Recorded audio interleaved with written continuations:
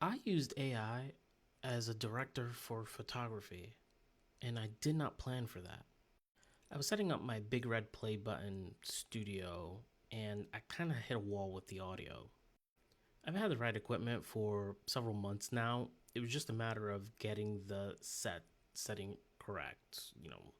We're using a decent condenser microphone. OBS is kind of like the recording app, and setup is relatively straightforward.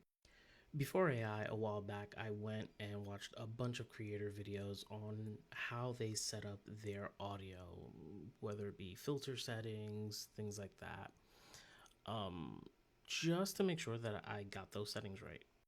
There was a lot of pausing, lots of screenshots.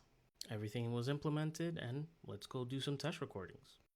And to my utter disappointment, it went terribly. Audio was getting cut off mid-sentence. There were just random sounds that were getting picked up, which was the whole thing I was trying to avoid. And pretty much that's when I realized that all of these videos that I saw were for settings that worked for that particular creator, not necessarily for me. I tend to be pretty soft-spoken. I pause a lot mid-sentence to think, so the mic just kept cutting me off. So I did an experiment. I hopped on Claude Cowork and went ahead and told it exactly what I had: the mic, the program, what the problem was. It went ahead, triggered computer use.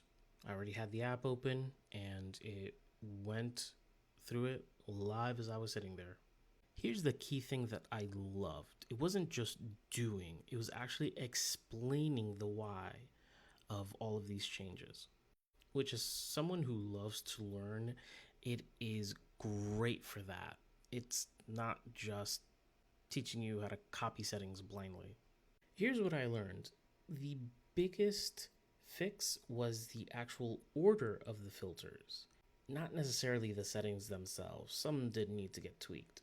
Funny enough, out of all those other videos that I watched, that was something they did not cover.